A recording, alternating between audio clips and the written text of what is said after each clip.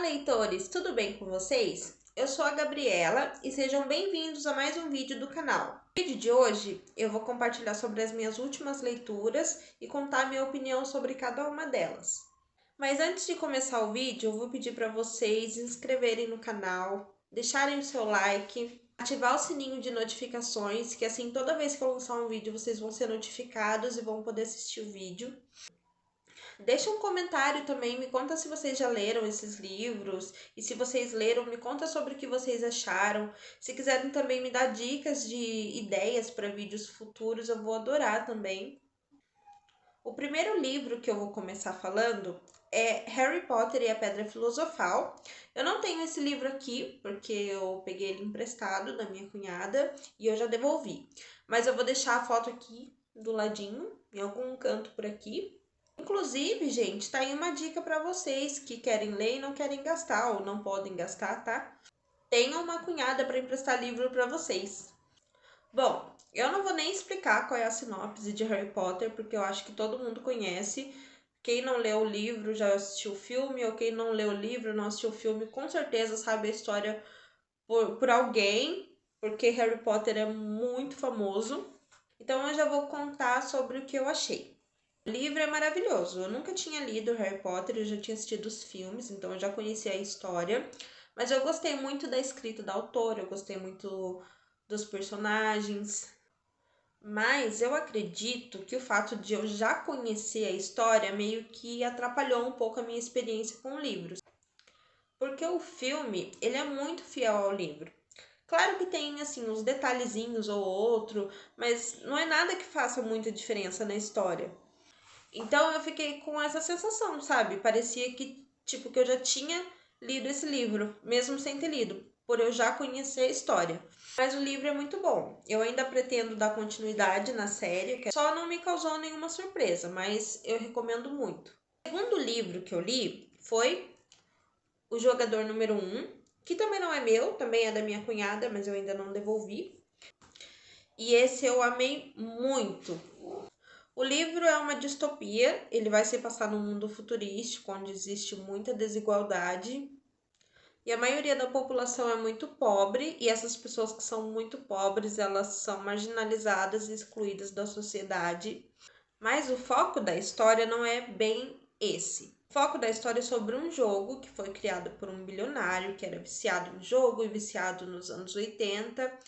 E aí um dia ele morre e todo mundo fica se perguntando sobre quem que vai herdar essa grande fortuna dele, porque ele não tem nenhum herdeiro, não tem nenhuma família. Mais ou menos, acho que um dia após a sua morte, é lançado um vídeo nesse mundo virtual, que é o Oasis, falando sobre o jogo, que existem vários easter eggs escondidos por todo o jogo.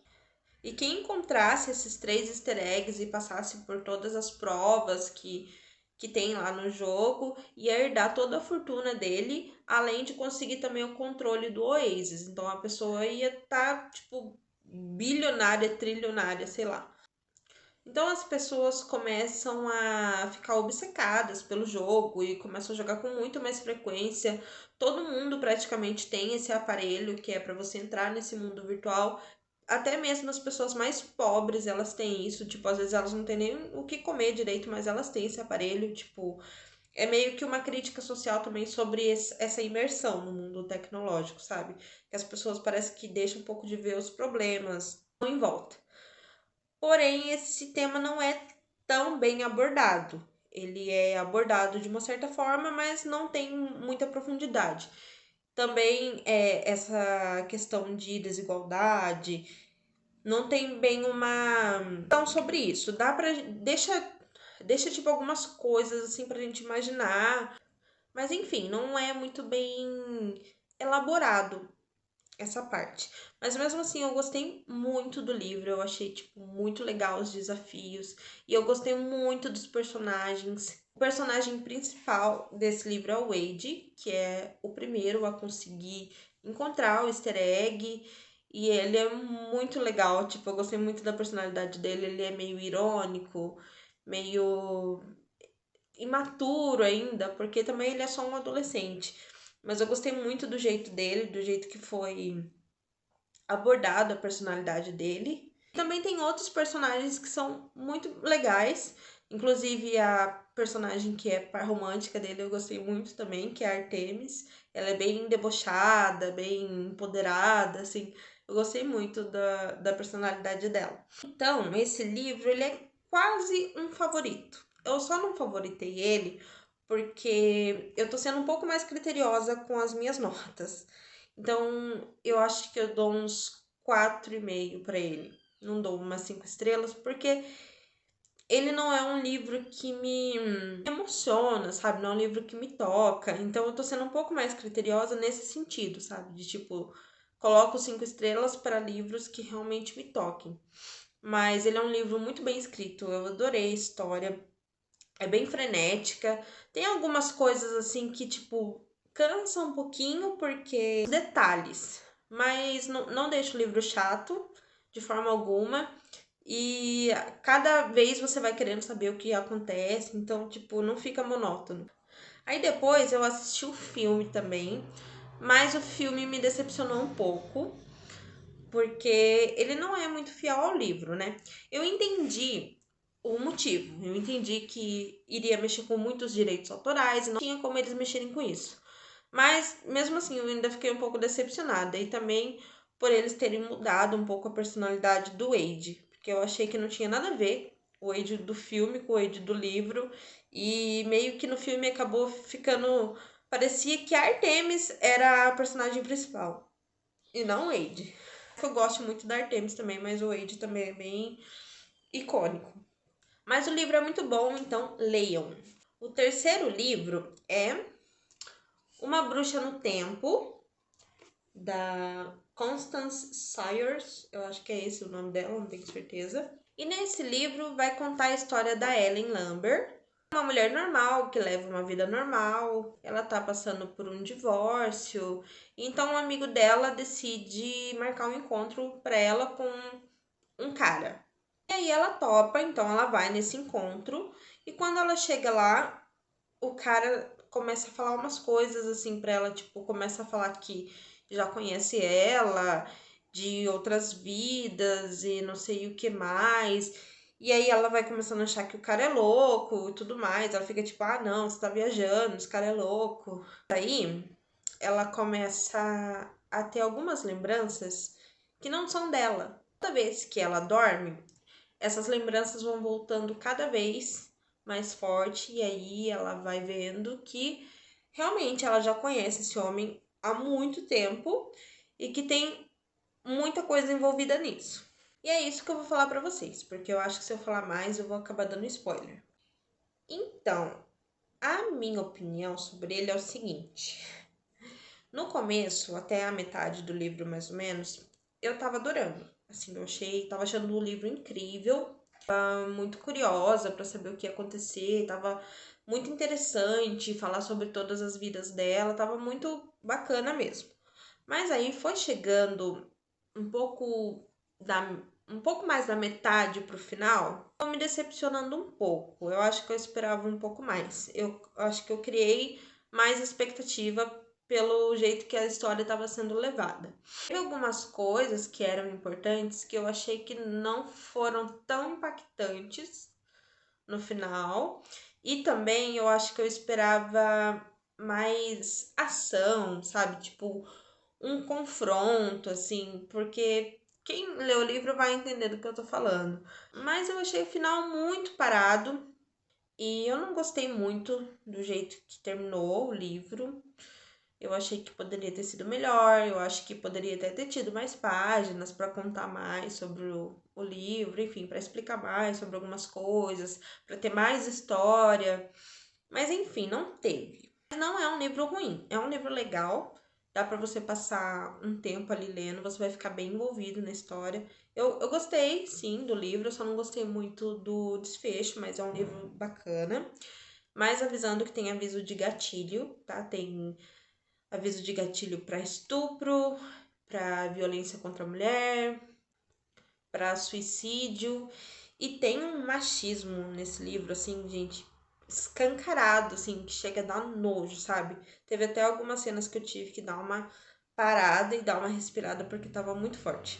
um machismo tão grotesco, assim, sabe, do homem achar que a mulher é um objeto, que a mulher é posse dele, que ele pode fazer tudo o que ele quiser com ela. Mais ou menos nesse nível aí. Também tem uma temática bem legal, que é a temática de bruxa, que é uma coisa que eu gosto bastante. Eu gosto muito de histórias que tenham bruxa e tudo mais, só achei que poderia ter sido um pouco mais elaborado também. E por último, eu li Maus, que é uma história de... acredito que seja de não ficção, porque na verdade ela é uma história real, mas que não é contada pela pessoa que passou por isso. É contada pelo filho, homem que é o Vladek, que ele passou pelo horror do Holocausto, e aqui o filho dele vai perguntando para ele sobre como foi a história, porque o filho dele já queria mesmo fazer, que é o Art Spiegelman, e aí ele contou, pelo meio dos quadrinhos, a história do pai e da mãe, que já é falecida. Contou sobre como eles passaram pelo Holocausto e, gente, é incrível, assim. Eu acho assim, não tem como a gente dar nota pra história de alguém, entendeu? Eu com certeza favoritei, dei 5 estrelas, mas mesmo, sei lá, se eu acho que esse não é o fato, sabe? Não tem como você dar nota pra história de alguém e você meio que julgar a história dessa pessoa, entendeu? Então, geralmente, quando eu leio um livro de não ficção, eu não me preocupo com isso, com notas, entendeu? Porque é a história de cada um e cada um sabe das suas dores e talvez em algumas pessoas toque mais, em outras toque menos. Mas é uma história que me tocou bastante. Eu me interesso muito por esses assuntos que têm a ver com o Holocausto, com a Segunda Guerra Mundial. Isso sempre me chamou muita atenção. Nesse livro, eu consegui ter uma visão maior, sabe? Tem algumas partes assim que parece que você.